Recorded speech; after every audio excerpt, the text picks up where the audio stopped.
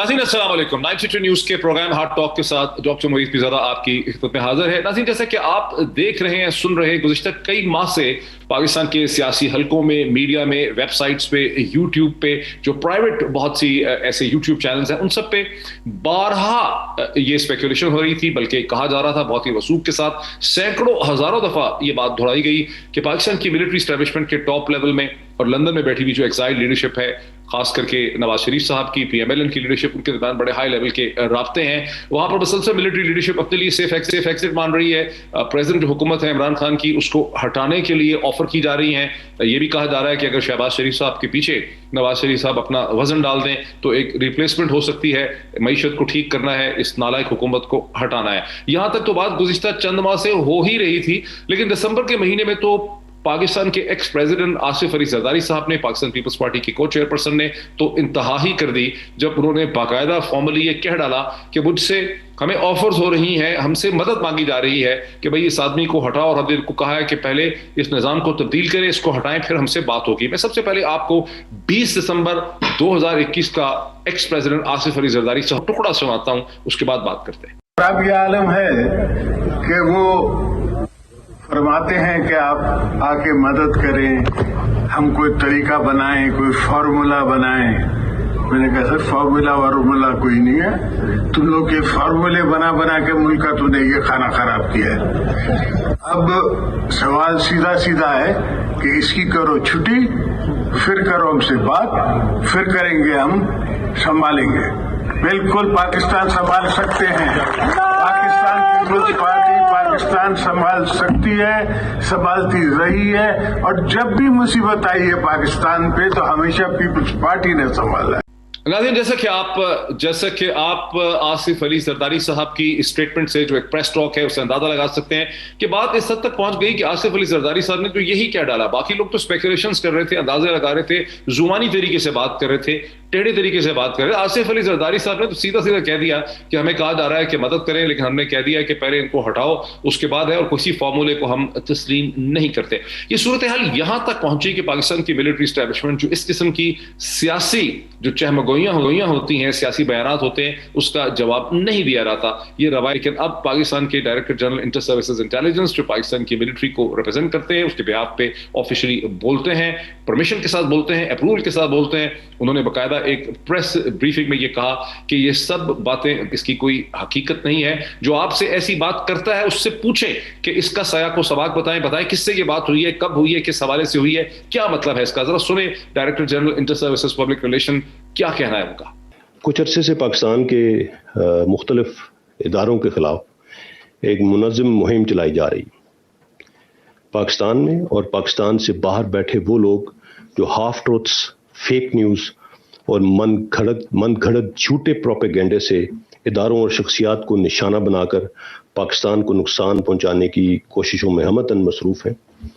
ये लोग पहले भी नाकाम हुए थे और आइंदा भी नाकाम होंगे इंशाल्लाह। स्पेकुलेशंस हैं, कयास आ रही हैं, जिनमें से जिसको मैं बेस्ड स्पेकुलेशन कहूँगा कि कौन कर रहा है डील, क्या है उसके मुहर्रकात, क्या है उसकी, मतलब व्हाट इज द एविडेंस कि कोई डील कर रहा है।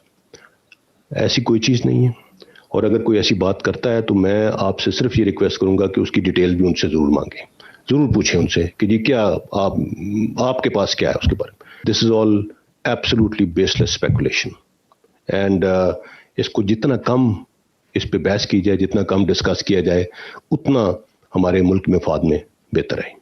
आप सुन रहे थे director general public services, inter services public relation, director general Babar Iftikhar को, जो कैटेगोरिकली कहते हैं कि ये सब स्पेकुलेशंस हैं, ये मन घड़त बातें हैं।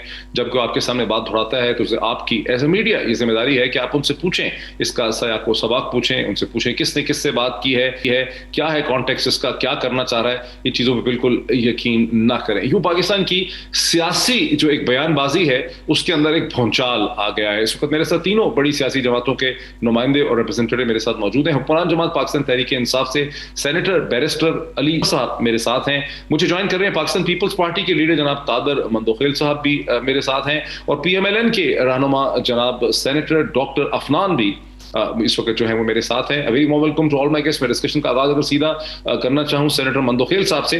सेनेटर मंदोखेल साहब, पाकिस्तान पीपल्स पार्टी यानी पीएमएलएन तो तिरछे तरीके से, ऑब्लिक तरीके से इशारे कर ही रही थी, इशारों कनावे में बात कर रहे थे। प्रेसिडेंट आसिफ अली जरदारी साहब ने तो इस तरह से कर दिया कि उनको कहा जा रहा है कि आके हुकूमत बनाए। अब इस बयान के बाद जो डीजीएसपीआर ने जो वजाहत दी है, एक्सप्लेनेशन दी है, इसके बाद आपकी पार्टी का मौक़िफ़ अब क्या रह गया है? देखिए, आसिफ अली जरदारी साहब पाकिस्तान के सुप्रीम कमांडर, सदर पाकिस्तान रह चुका है। तमाम इदारे जिस वक्त ये सदर थे उनके अंडर थे, और यकीनन लोगों के साथ मिलना जुलाना सारी चीज़ होती है। और मशावरत के लिए, बातचीत के लिए आसिफ अली जरदारी साहब तो सुप्रीम कमांडर है। मौलाना फजल रहमान साहब के साथ भी लोग मिलते रहे। अभी पिछले दिनों में खबर आई नवाज शरीफ साहब के पास भी लंदन में कुछ लोग मिलने गए, शहबाज शरीफ साहब से भी मिलते रहते हैं। तो ये सियासी डिस्कशन होती रहती है।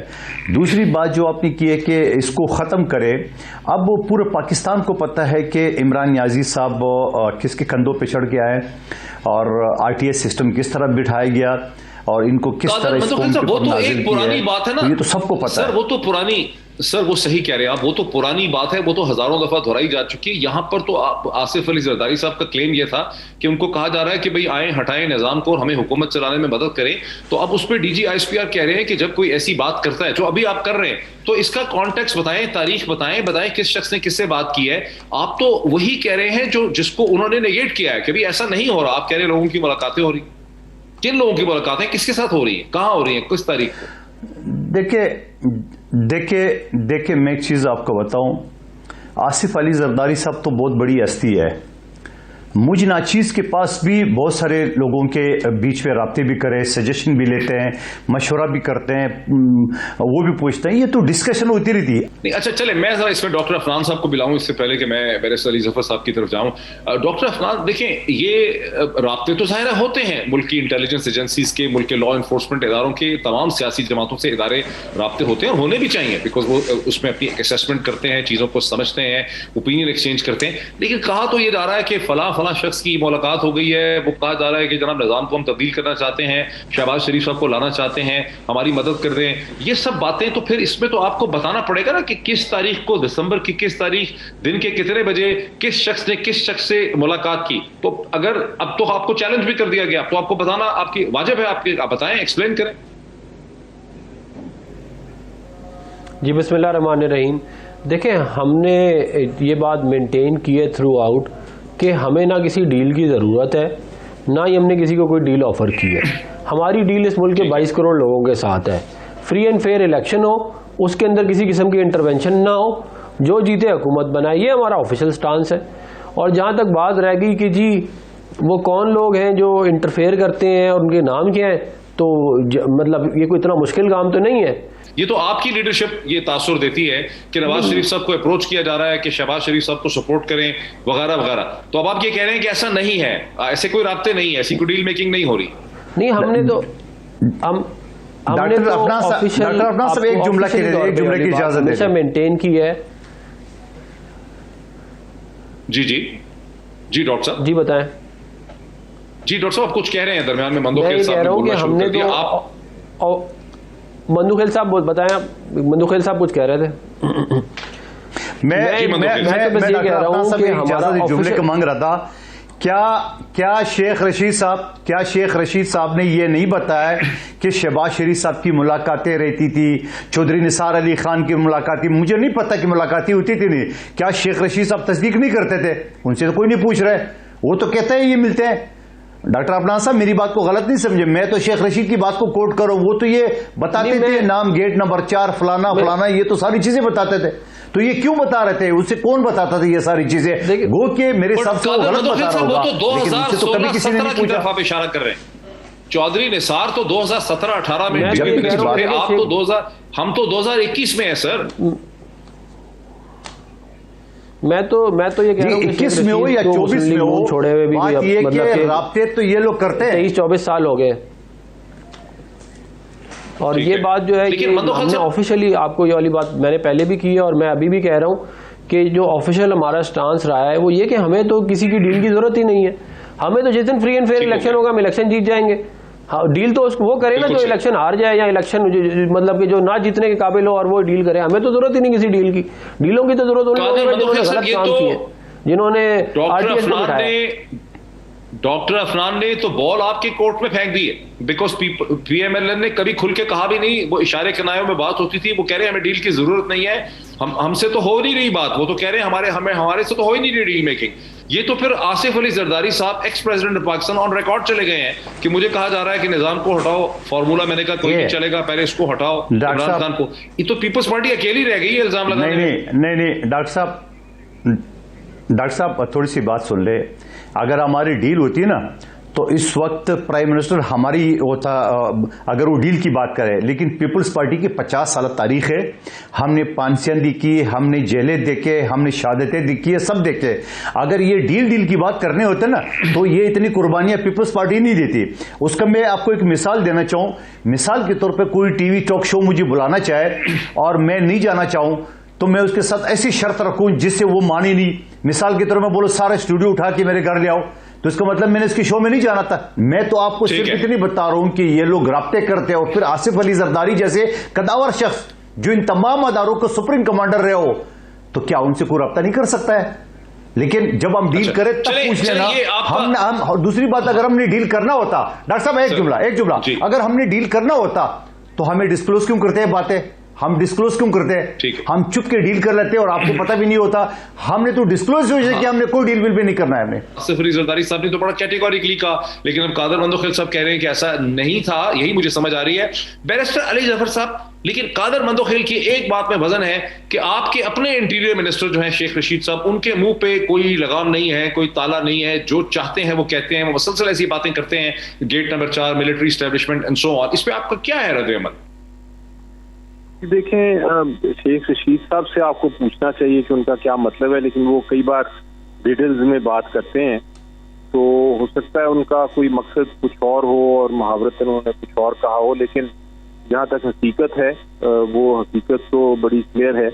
और मेरा ख्याल है आपने ये जो बात कर रहे हैं आप आसिफ अली जरदारी साहब की, उसका जवाब ISPR ने बड़ा डायरेक्ट और स्ट्रेट दिया है और यही कहा है कि अगर पहली बात तो ऐसी बात कोई नहीं, किसी किस्म की किसी के साथ मुशावरत नहीं हो रही, और अगर किसी ने अप्रोच किया है या किसी से बात चल रही है या किसी ने बात की है तो उसका फिर नाम लें, उसकी डिटेल्स दें।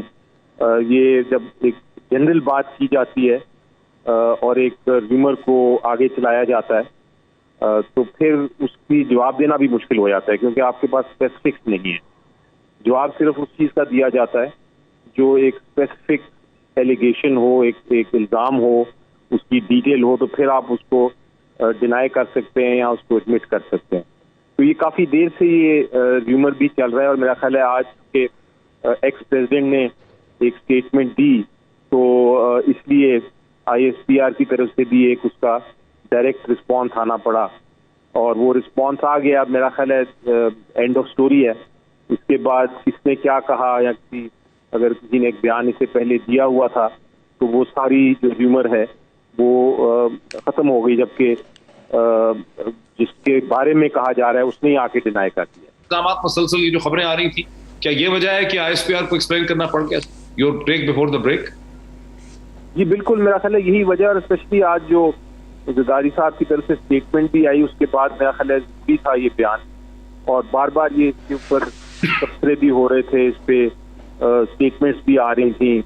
कोई कह रहा था हमारे साथ बात हो रही है, कोई कह रहा है सेकंड एक हमें भी ऑप्शन दी जा रही है। तो ये जो सारी पॉलिटिकल टॉक और उसमें एक तरह से आर्म्ड फोर्सेस को लाया जा रहा था in the centre of discussion, वो उस क्लैरिफिकेशन के लिए या उसको एक तरह खत्म करने के लिए ये स्टेटमेंट मेरा ख्याल है जरूरी थी। बहुत शुक्रिया। मैं एक ब्रेक ले लूं। यानी पाकिस्तान की सियासत का बयानिया चल रहा था गुज़िश्ता चंद माह का, जिसने बड़ी शिद्दत इख्तियार की दिसंबर में, उसको आज इंटर सर्विसेज पब्लिक रिलेशन ने उस पर एक बहुत बड़ा सुराख कर दिया है। एक ब्रेक लेते हैं, ब्रेक के बाद डिस्कशन को आगे बढ़ाते हैं। नाज़रीन वेलकम बैक। नाज़रीन अब से पहले आपने देखा कि कैसे पाकिस्तानी सियासत का जो बयानिया गुज़िश्ता चंद माह से चल रहा था। अभी एक और इशू की तरफ चलते हैं जहां पे इलेक्शन कमिश्नर पाकिस्तान की एक रिपोर्ट की तरफ मसलसल चहमगोइयां हो रही थी, उस पर बहस हो रही थी कि कैसे उस रिपोर्ट में बहुत ही डैमेजिंग फैक्ट्स जो हैं तो सामने आए हैं तहरीक इंसाफ की फॉरेन फंडिंग के हवाले से। उस हवाले से इंफॉर्मेशन मिनिस्टर जनाब फवाद चौधरी साहब का एक दिन पहले क्या कहना है, उसे सुन लेते हैं। हम अल्लाह का शुक्र अदा करते हैं कि एक बार फिर अल्लाह ताला ने पाकिस्तान तहरीक इंसाफ को सुरखरू किया। इनका ख्याल था कि पता नहीं क्या उससे वो निकाल लेंगे, ये भी मामला जो है वो टाइम फिश हो गया। स्टेट बैंक जिससे ये रिपोर्ट ली गई, ये इलेक्शनों से पहले की रिपोर्ट है और PMLN की हुकूमत के दौरान की रिपोर्ट है। फॉरेन फंडिंग का कोई सवाल ही इसमें पैदा जो है वो नहीं हुआ। लोगों के सामने एक कंपैरिजन रखने के लिए पीपल्स पार्टी और PMLN के अकाउंट्स की भी साथ ही स्क्रूटनी होनी चाहिए। जी, PMLN के लीडर डॉक्टर अफनान साहब की तरफ चलते हैं। डॉक्टर साहब, आपने सुना फवाद चौधरी साहब को, इंफॉर्मेशन मिनिस्टर की एक्सप्लेनेशन को। वो समझते हैं कि जो इल्जामात लगाए गए फॉरेन फंडिंग के हवाले से वो टाइम फिश हो चुके हैं। इस पे क्या रद्द अमल है आपका? देखिए, मैं फवाद चौधरी साहब अब मुलाजमत कर रहे हैं बेचारे, वो अपनी ज़ाहिर उन्होंने नौकरी करनी है। वो नौकरी, उनकी जो जॉब डिस्क्रिप्शन ये है कि सुबह शाम झूठ बोलो। मतलब कि अगर वो रिपोर्ट कोई बंदा पढ़ ले तो उसको वैसे ही पता चल जाएगा। मिसाल के तौर पे उस रिपोर्ट में लिखा हुआ है कि फंडिंग प्रोहिबिटेड सोर्सेज से ली गई है, इलीगल फंडिंग हुई है, कंसीलमेंट ऑफ अकाउंट्स हुआ है, फंड्स जो हैं वो ये सारे पाकिस्तान को बोलते थे, सब पे इल्ज़ाम लगाते थे। छाबड़े वाला, चाय वाला, पापड़ वाला, अपने छाबड़े और चाय और पापड़ वाले निकल आए हैं, क्या कहते हैं, उस इलीगल फंडिंग के अंदर। इनके ऑफिस का जो टी बॉय है उसके अकाउंट में पैसे आए हैं। फिर इन्होंने फेक सर्टिफिकेट दिया है। लेकिन डॉक्टर साहब वो कह रहे हैं कि ये रिपोर्ट ही पुरानी है। इमरान खान साहब कह रहे हैं रिपोर्ट ही पुरानी है। वो कह रहे हैं रिपोर्ट ही पुरानी जरा अगर 30 साल पहले कत्ल हुआ हो तो वो क्या कत्ल नहीं होता? या 30 साल पहले चोरी की हो तो वो चोरी नहीं होती क्या? चोरी तो चोरी है भाई। बात ये है कि आपने 53 अकाउंट छुपाए, आपने मिलियंस ऑफ डॉलर की इलीगल फंडिंग जिन पे फेक नाम है, ये बात की जा रही है कि ये यहूदियों की और इंडियन नेशनल्स की क्या कहते हैं थ्रू फंडिंग कराई गई है। और मैं नहीं कह रहा, अकबर एस बाबर ये कह रहे हैं जो इनके बानी रुकन थे PTI के, कि ये बुनियादी तौर पे फ्रंट पे इमरान खान है, पीछे कंट्रोल कोई और कर रहा है सारा मामला, जो पैसे दे रहा है। और एक वो बूटन लिमिटेड कंपनी है जिसने $2.5 मिलियन दिए हैं, उसका पूछ रहे हैं इनसे कि कहाँ से आए, क्या है, उसका कोई जवाब ही नहीं है। तो अरबों रुपए की इलीगल फंडिंग आई है पाकिस्तान के अंदर PTI को जिताने के लिए इलेक्शन, और हमारे पूरे पाकिस्तान को गालियां देने के लिए फंडिंग दी गई है। अब हम ये पूछ रहे हैं कि भाई अब आप पकड़े गए, आपकी चोरी भी पकड़ी गई है, आपकी इलीगल फंड्स भी पकड़े गए हैं। पाकिस्तान का कानून इस बात की इजाजत देता ही नहीं है कि आप फॉरेन नेशनल से फंड लें। पाकिस्तान का कानून इस बात की इजाजत ही नहीं देता कि आप इस तरह फंडिंग उठाएं बाहर से और ला के मुल्क के अंदर आप जो है वो हुकूमतें बनाएं। इन्होंने पाकिस्तान के कानून की भी धज्जियां उड़ाई हैं, इन्होंने इलीगल फंड भी लिए हैं, और अब जब ये पकड़े गए तो कह रहे हैं टाइम फिश। तो बस फिर ठीक है, क्या कहते हैं, ये जो देखिए ना, जो इलेक्शन कमीशन है उन्होंने रिपोर्ट रिलीज की इसलिए ताकि अवाम देख ले और अवाम फैसला भी कर ले कि एक्चुअली इस मुल्क में हो क्या रहा है।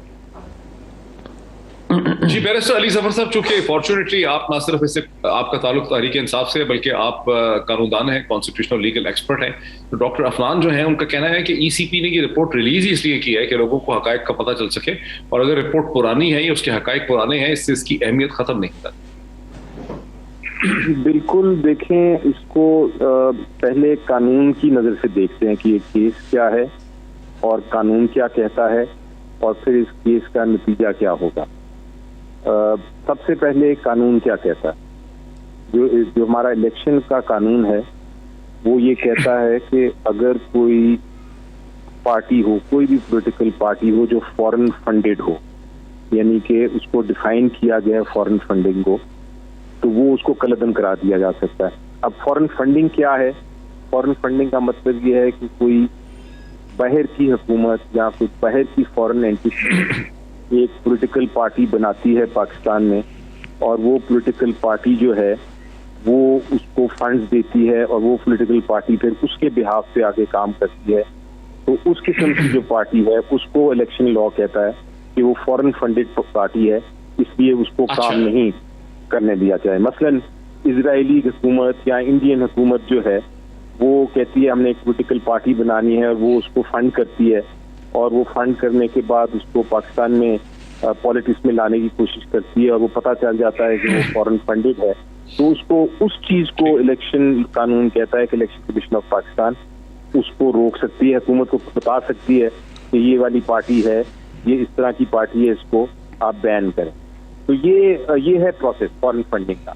तो आपके केस में फर्क क्या जा रहा है जी? अब कंफ्यूज ये किया जा रहा है कि मैं अगर एक पाकिस्तानी फॉरेन नेशनल हूँ और मैं डॉलर्स के अंदर या पाउंड्स में या यूरो में या मैं कहीं बाहर से जहाँ काम कर रहा हूँ, जिस करेंसी में मैं कमा रहा हूँ, मैं एक पाकिस्तानी पार्टी को कंट्रीब्यूट करना चाहता हूँ, चाहे वो पॉलिटिकल पार्टी हो, चाहे वो कोई एनजीओ हो, चाहे वो कोई अस्पताल हो, चाहे वो कोई एजुकेशनल इंस्टीट्यूशन हो। मैं उसको जब पैसे देता हूँ कंट्रीब्यूशन, तो वो मेरी कंट्रीब्यूशन है। उससे ना तो political party foreign funded party बन जाती है, ना जो एजुकेशनल इंस्टीट्यूशन है या अस्पताल है वो फॉरेन फंडेड बन जाता है। वो एक कंट्रीब्यूशन होती है और वो कानून में जायज़ है। उसके अंदर सिर्फ जो रिक्वायरमेंट है वो ये होती है कि आप उसको अपने अकाउंट्स में पेश करें। अगर आप नहीं पेश करते अकाउंट्स में ठीक तरह, या अकाउंट्स में कोई इश्यूज हैं, तो उसको फिर आप करेक्ट भी कर सकते हैं, उसको दुरुस्त भी कर सकते हैं। अब ये है कानून का जो पूरा दायरा है। इसके अंदर जो केस फाइल हुआ है और जो रिपोर्ट आई है, इसमें किसी जगह भी, मैंने पूरी पढ़ी है, किसी जगह भी ऐसी बात नहीं है कि पीटीआई खुदा न खास्ता कोई फॉरेन फंडेड है, उसको कोई हुकूमत या कोई इंस्टीट्यूशन एक प्रॉपरली फंड कर रही है। बल्कि मेरा ख्याल है कोई भी ऐसी पार्टी नहीं है पाकिस्तान में, मेरी नज़र में, जो फॉरेन फंडेड पार्टी कहलाई जा सकती है। हाँ, हर पार्टी के पास मुख्तलिफ लोग हैं जो कंट्रीब्यूट कर रहे हैं, और वो इंडिविजुअल्स हैं, कोई $100 देता है, कोई $50 देता है, कोई 100 यूरो देता है, कोई 10 यूरो देता है। ये सारी कॉन्ट्रीब्यूशन हैं क्योंकि उनका इंटरेस्ट है, स्पेशली फॉरेन पाकिस्तानी जो हैं, उनका इंटरेस्ट है, जो पाकिस्तानी बाहर काम कर रहे हैं। बड़ा अच्छा आपने एक्सप्लेन कर दिया अपना मौकफ, आपने बड़ा अच्छा अपना मौकफ एक्सप्लेन कर दिया। बारी तो कादर मंदोखेल साहब की है, लेकिन क्विकली चूंकि अफनान साहब ने बड़ी स्ट्रॉन्ग इस पे पोजीशन ली थी। डॉक्टर अफनान, इन्होंने तो समझाया कि छोटी छोटी फंडिंग है, $50, $100, यूरोस, इस तरह की हैं, ये तो लोग कंट्रीब्यूट कर रहे हैं। फॉरेन फंडिंग तो वो होती है जहां कोई हुकूमत या इंटेलिजेंस एजेंसी किसी पार्टी को फंड करे, इजराइल से, अमेरिका से, हिंदुस्तान से। ऐसा तो मामला ही नहीं है। लेकिन आप फिर क्या कहना चाह रहे हैं? क्या आप सेटिस्फाइड हैं अली जफर साहब की एक्सप्लेनेशन से? देखिए, अली ने जो बात की है कि जो एक्सप्लेन किया है लॉ, वो तो ठीक है, क्या कहते हैं बात, उस जो लीगल एक्सप्लेनेशन है। लेकिन जो इसकी जो आगे जो उन्होंने जो जो जो उसकी इंटरप्रिटेशन, सुन ले मेरी बात, मैं बता रहा हूँ, इंटरप्रिटेशन जो की है कि पीटीआई ने जो है फॉरेन फंडिंग नहीं की, वो बात मैं उसको तस्लीम नहीं करता। उसकी वजह ये है कि एक अरनजीत सिंह है।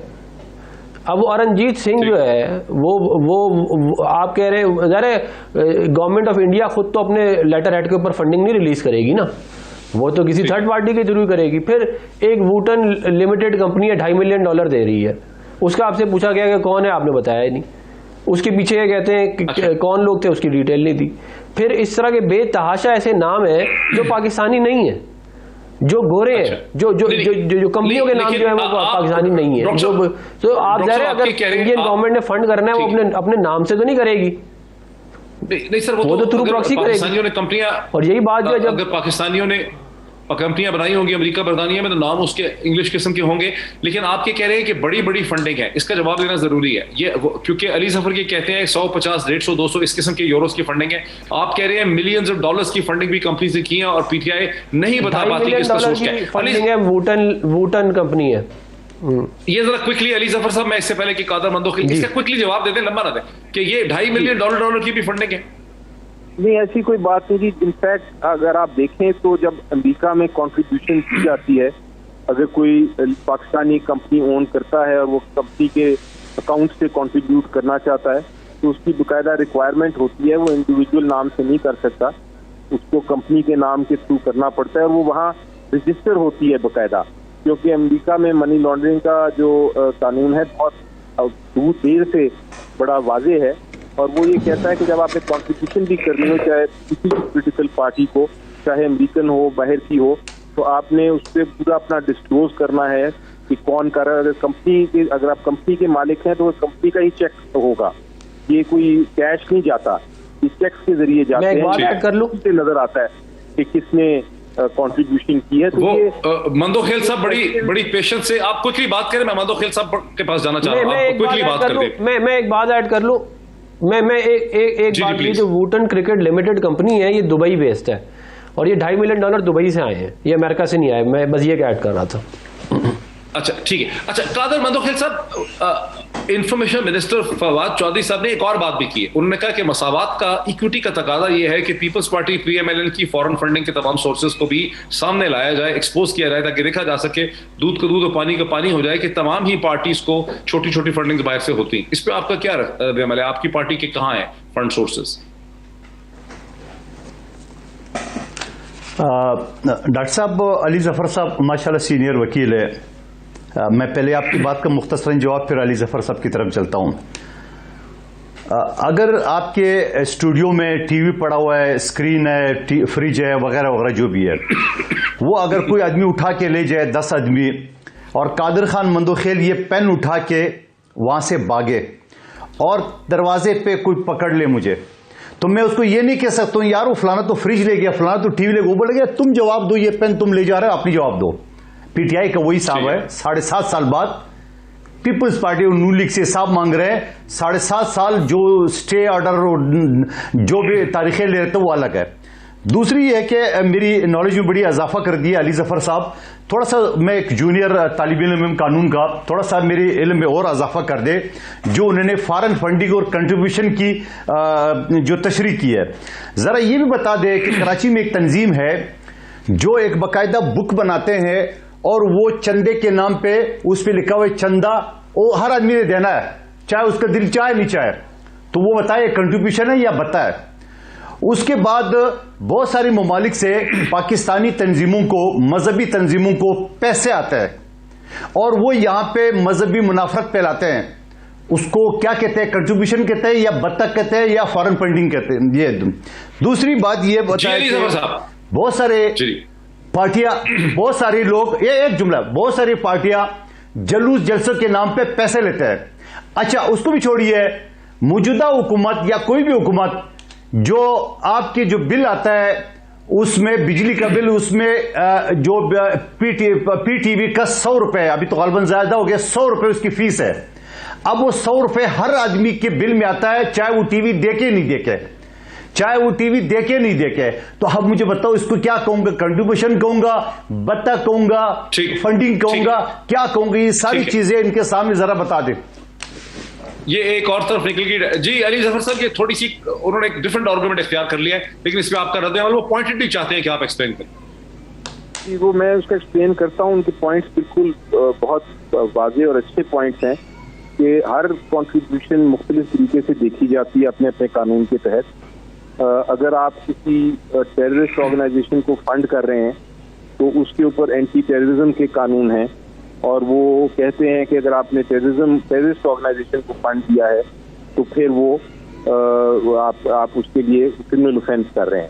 इसी तरह अगर आप किसी को फोर्सफुली यानी उसको तशद्दुद करके या सेट करके या किसी किस्म का फोर्स करके, प्रेशर करके आप पैसे उससे निकाल रहे हैं तो उसके भी पाकिस्तान पीनल कोड में वो भी एक क्राइम है, वो कंट्रीब्यूशन नहीं है, वो भी एक तरह से रैंसम है और वो रैंसम की भी अपनी सजा है। लेकिन अगर मैं जाता हूँ, एक मस्जिद बना रहा है कोई और मस्जिद में एक चलता चलता आदमी आके पैसे दे जाता है, मुझे नहीं पता कि वो मर्डरर है, उसने जुर्म किया हुआ है, वो करप्शन का पैसा है, वो पैसा बहरहाल वो दे गया है तो उससे मस्जिद बन जाएगी, वो कंट्रीब्यूशन है। वो चेक नहीं किया जा सकता कि वो जो कंट्रीब्यूट करने वाला वो क्रिमिनल है या नहीं है, लेकिन मकसद को देखा जाता है कि वो मकसद उसका क्या है और अगर वो मकसद मस्जिद बनाना है तो वो बिल्कुल दुरुस्त मकसद है। अब दूसरी तरफ मैं एक बात करना चाह रहा था जो फवाद चौधरी साहब ने की और वो भी बड़ी जरूरी बात है।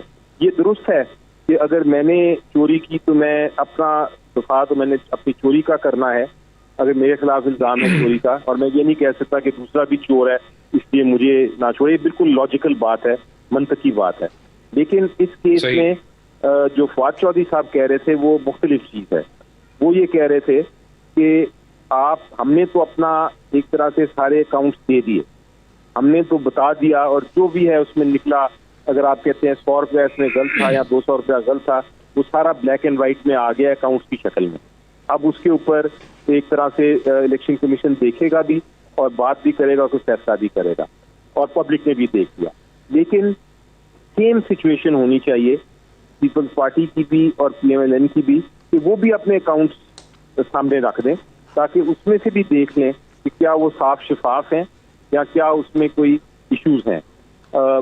ये बात करना मेरा ख्याल जायज़ है कि डिस्क्रिमिनेशन किसी के खिलाफ नहीं होनी चाहिए, हर एक को एक तरह से देखना चाहिए, एक ही तराजू में। और अगर PTI के अकाउंट्स की स्क्रूटनी हुई है तो इसी तरह जो बाकी पॉलिटिकल पार्टीज हैं हर एक की स्क्रूटनी होनी चाहिए। हो सकता है उसमें से भी कुछ निकल आए, मुझे नहीं पता क्या है क्या नहीं है, लेकिन जब स्क्रूटनी होगी तो उसमें भी शायद जो इल्जामात हैं वो या तो वो साबित हो जाएगा कि वो इल्जाम गलत हैं जो लगाए जा रहे हैं जगहों से, और या ये साबित हो जाएगा कि वो दुरुस्त नहीं है। तो वो जो ये भी एक प्रोसेस, उसकी फवाद चौधरी साहब बात कर रहे हैं। अच्छा एक्सप्लेन कर दिया आपने, अच्छा एक्सप्लेन कर दिया बैरिस्टर अली जफर साहब, अच्छा आपने एक्सप्लेन कर दिया। मुझे ब्रेक लेने के लिए कहा जा रहा है, ब्रेक के बाद मैं डॉक्टर सेनेटर अफनान की तरफ जाऊंगा और उनसे समझूंगा कि तहरीक इंसाफ का जो ये मुतालबा है कि तमाम जमातों के रिकॉर्ड सामने आने चाहिए, सबकी स्क्रूटनी होनी चाहिए, जो गलतियां गलत हैं, इरेगुलरिटीज हैं, वो सभी के सामने आए ताकि पता चले कि किस हद तक क्या प्रोसेस जो है अच्छा रहा है, बुरा रहा है। इस मज़ीद बात करते हैं एक ब्रेक के बाद।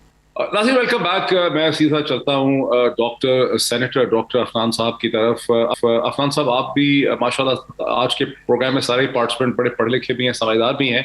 बैरिस्टर अली जफर साहब का ये कहना है कि हम ये नहीं कह रहे कि अगर हमने कोई गलती की है तो हमें उसकी माफ़ी चाहिए, अगर PMLN ने PPP ने गलती की है। वो ये कह रहे हैं कि एक सियासी जमात की हैसियत से अगर हमने कोई बेकायदगियाँ की हैं, कोई इरेगुलरिटीज़ की हैं, तो सारी सियासी जमातों की और हमारी स्क्रूटनी हो रही है, उस पर बहस भी हो रही है, तो PMLN और PPP जो है उनका भी रिकॉर्ड जो है वो सामने आना चाहिए।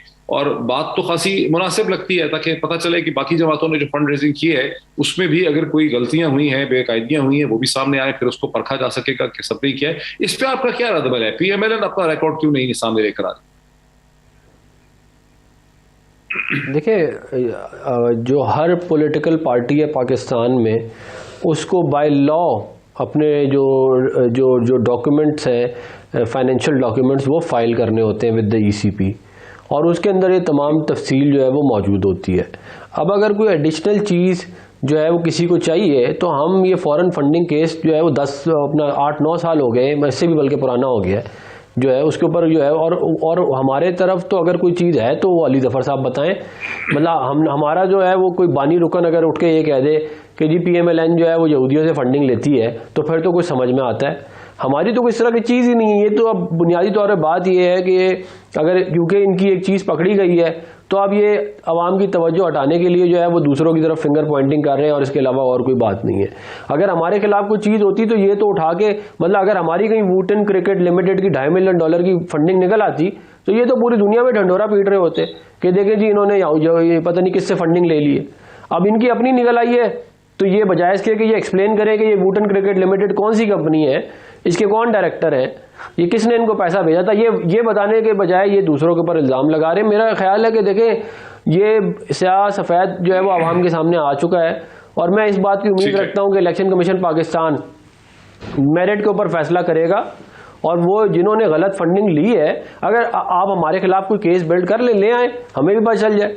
लेकिन जिन्होंने फॉरेन फंडिंग ली है, जिन्होंने यहूदियों से, इंडियन एजेंटों से पैसे लिए हैं, वो पाकिस्तान में सियासत करना जो है वो पाकिस्तान के नेशनल इंटरेस्ट के खिलाफ है। उनको अलाउ ही नहीं किया जा सकता कि इस तरह, तो फिर हर कोई बाहर जाएगा, चंद अरब रुपए इकट्ठे करेगा और पाकिस्तान में लाके बाकी सारे सरों को कहेगा तुम चोर हो, मैं ईमानदार हूं, मुझे वजीर आजम बना दो। ये तो फिर तो एक नया काम शुरू हो जाएगा। और ये मैं आपको बताऊं, ये जो मैं अकबर एस बाबर साहब को दोबारा कोट करता हूं, वो ये कह रहे हैं ये तो कुछ है ही नहीं, this is just the tip of the iceberg. इसके अंदर और बहुत सारी इलीगल एक्टिविटीज इन्वॉल्व है, इसके अंदर बहुत सारा ब्लैक मनी इन्वॉल्व है। तो ये जो है ये तो अभी मजीद इसके अंदर और तफ्तीश होनी है। बहुत सारे ऐसे सवालात हैं जिनके जवाब अभी तक PTI ने दिए ही नहीं है। उनके जब जवाब आएंगे तो फिर पता चलेगा कि मामला कहां से पैसा आया था। अच्छा, जरा बैरिस्टर अली जफर, आप इस मुल्क के मुमताज कानूनदान हैं, आपकी एक पेडिग्री है, एक हिस्ट्री है, आप सेनेटर भी हैं, सेनेटर अफगान की बात से तो मुझे ऐसा समझ आ रहा है कि वो कह रहे हैं कि पीएमएल ने अपने तमाम जो फॉरेन फंडिंग है, जो एक्सटर्नल फंडिंग होती है, उसके तमाम रिकॉर्ड्स जमा करवा दिए हुए हैं। उनकी गालिबन स्क्रूटनी जो होनी चाहिए थी वो हो चुकी है। तो जब आप ये कहते हैं और जब इंफॉर्मेशन मिनिस्ट्री ये कहते हैं कि पीएमएल, पीपीपी और बाकी जमातों के भी रिकॉर्ड्स की, फाइनेंशियल डेटा की स्क्रूटनी होनी चाहिए, तो आप क्या कह रहे हैं? क्योंकि आपने सेनेटर अफगान को तो सुना, वो तो कह रहे हैं हमारे रिकॉर्ड्स है, विजिबल है, अवेलेबल है। दो बातें हैं इसमें जो मैं मुख्तसर कर दूं। पहली बात तो ये है कि जब एक प्रोसेस है कानून में, बिल्कुल दुरुस्त फरमा रहे हैं कि हर पॉलिटिकल पार्टी ने अपने रिकॉर्ड जो हैं, अकाउंट्स जो हैं, statement of accounts, certificate signed by the head of the party, वो आपको दाखिल करने होते हैं। लेकिन वो एक प्रोसीजर है। जिस तरह के आप अपना टैक्स रिटर्न जब फाइल करें तो आप फाइल कर देते हैं अपना अकाउंट। अब उसके बाद वो अकाउंट्स जो हैं वो एक्चुअली सीक्रेट अकाउंट्स हैं, क्योंकि वो अकाउंट सिर्फ इलेक्शन कमीशन ऑफ पाकिस्तान के पास है। जो दरखास्तें दी गई हैं इस केस में पीटीआई की तरफ से, वो ये दरखास्तें हैं कि हमारे मुताबिक ABC जो भी इल्जाम उस एप्लीकेशन में लगाए हैं, उनकी डिटेल में मैं अभी नहीं जाता बिकॉज टाइम लगेगा, लेकिन ABC जो इल्जाम लगाए हैं वो उन स्टेटमेंट ऑफ अकाउंट से हमें नजर आएंगे अगर आप स्टेटमेंट ऑफ अकाउंट पब्लिक कर दें। तो वो ये क्वेश्चन है कि पहले पब्लिक होंगे वो अकाउंट और फिर उसमें से देखा जाएगा कि ये इल्जाम हैं ये दुरुस्त हैं कि। यही पोजीशन यहाँ पीटीआई के केस में हुई कि जिन्होंने भी फाइल की एप्लीकेशन, उन्होंने यही कहा कि ये अकाउंट्स में ये हमें ये इल्जाम हैं और ये अकाउंट्स की स्क्रूटनी की जाए और अकाउंट्स की स्क्रूटनी, डिटेल स्क्रूटनी के बाद सामने एक रिपोर्ट आए। तो हम भी ये कह रहे हैं, आप ये कह रहे हैं कि जिस किस्म की स्क्रूटनी पीटीआई की हुई है, उस किस्म की लीगल स्क्रूटनी, अकाउंटिंग स्क्रूटनी जो है वो पीएमएलएन और पीपीपी के रिकॉर्ड्स की नहीं हुई है, वो आप कह रहे हैं कि होनी चाहिए। बिल्कुल, क्योंकि बड़ा फर्क है एक रिटर्न फाइल करने में और एक उसकी स्क्रूटनी करने में। क्योंकि स्क्रूटनी में फिर आप डिटेल्स देखते हैं, अकाउंट फाइल करना तो कोई भी कर देता है। तो ये इससे पहले कि मैं ये चूंकि ये फिर सर मैं जवाब ले लूं, वक्त थोड़ा हो जाएगा। जी सेनेटर साहब, सेनेटर अफगान, ये बात थोड़ी सी मुख्तलिफ है। वो कह रहे हैं आपने फाइल किए हैं ना प्रोसेस में, लेकिन स्क्रूटनी नहीं हुई उसकी। मैं समझ गया हूँ। देखिए बात ये है कि मैं अपना रिटर्न फाइल करूँ, मैं कहूँ मेरी 50 लाख रुपए आमदनी हुई है और मैंने उसका 30% टैक्स दे दिया है, वो मेरे 50 लाख रुपए का हिसाब भी पूरा है, 30% टैक्स का भी पूरा है, तो इलेक्शन कमीशन मुझसे और आके क्या पूछेगा? मसला तो तब है ना जब आपके अकाउंट्स के अंदर वूटन क्रिकेट लिमिटेड निकल आए $2.5 मिलियन की, यहाँ आपके अकाउंट के अंदर जो है वो फॉरेन नेशनल के पैसे आए हुए हो। हमारे अकाउंटों में इस तरह की कोई चीज़ ही नहीं है। और मैं ये अवाम की तवज्जो हटाने का मामला है। आप अपना पूरा केस डिफेंड करें, आप ECP के पास जाएं जो भी आपको चाहिए, और आप कानूनी जो आपका रास्ते आप लें, हमने तो कभी नहीं रोका और हमारा कोई इस तरह का मामला है भी नहीं। ठीक है। कादर मंदोखेल साहब, पीपल्स पार्टी भी नहीं चाहती कि उसके रिकॉर्ड्स की स्क्रूटनी हो जिस लेवल की स्क्रूटनी पीटीआई की हुई है। आप भी समझते हैं कि आपकी नहीं होनी चाहिए? 100% होनी चाहिए, मगर मैं दोबारा बैठ कहता हूं टीवी टॉक शो की तरह अगर मैं किसी के बारे में बोलूं कि फलाना चोर है, वो बोले आप भी चोर है, तो ये वाली बात खत्म होनी चाहिए। मैंने आपको पेन का मिसाल सुना है, जब पेन किसी से पकड़ा जाए तो वो पेन वाला पहले हिसाब दे, वो नहीं करे मोहल्ले में फलाना भी चोर है, मोहल्ले में फलाना भी चोर है। नंबर एक बात। दूसरी बात, ये स्क्रूटी भी सही प्रॉपर नहीं हुई है डॉक्टर मुईद रजा साहब, मैं इससे भी इतफाक नहीं करता हूं। ये स्क्रूटी जो हुई है ये सिर्फ तहरीक इंसाफ की जो पार्टी की जो अकाउंट है, जो 53 ने छुपाया है। आपको पता है 2018 के इलेक्शन में मेरे साथ ANP के कैंडिडेट था, उसने वो फ्रेश अकाउंट के बजाय पुराना अकाउंट शो किए, वो बेचारा जो है पेपर रिजेक्ट हो गए उसके। सवाल तो पहले ये है कि 53 अकाउंट छुपाई गया है एसेट्स में, इसमें नहीं किया गया। इसकी अली जफर साहब खुद कानून की तशरीह करें कि वो उसकी क्या सजा होनी चाहिए और किस तरह वो पार्टी को डिलिस्ट करना चाहिए। नंबर 1 बात। नंबर 2 बात ये कि ये तो सिर्फ जो इनके तहरीक इंसाफ है उनकी जो उसकी जाती अकाउंट है, जाती अकाउंट का मैं आपको हवाला दे रहा हूं, हलीमा बीबी के अकाउंट में 70 अरब रुपए आ गए, उसका तो कोई कारोबार नहीं है। 25% FBR ने टैक्स लगा के उसको वाइट कर दिए। वो पैसे किसके? वो यही चोरी के पैसे थे, यही ज़कात फितवे के थे जो जाती अकाउंट बोला है। 70 अरब नहीं होंगे सर, 70 अरब नहीं होंगे, बहुत बड़ा फिगर है। 70 अरब और दूसरी बहन के अकाउंट में 40 अरब। ये तो आपकी टीवी, अच्छा, ये तो आपकी टीवी शो ने सब ने रिकॉर्ड किए। ये अभी चंद साल पहले बिहार में 25% वोट गाली जुर्माना लगा के अवॉइड किया। देखिए 70 अरब, देखिए वो सिलाई मशीन वाली बात जो डॉक्टर साहब सुन ले सब, ये जो सिलाई मशीन वाली जो बातें आ रही वो किस बात पे आ रही थी कि जब इनकी बहनों का कोई कारोबार नहीं है तो सिलाई मशीन से तो पैसा तो नहीं है, तो आपकी मीडिया शो कर रहे थे। नंबर एक बात, मैं आपकी तवज्जो से मुतालबा कर रहा हूं कि तहरीक इंसाफ के इमरान नियाजी साहब के खानदान वालों उनके जाती अकाउंट चेक किए जाए, वहां खरबों रुपए आए होंगे। अच्छा, ये बात ठीक है, बात में आपकी वजन है, लेकिन ये फिगर्स मुझे अजीब से लग रहे हैं और बिजनेस तो वो करती थी।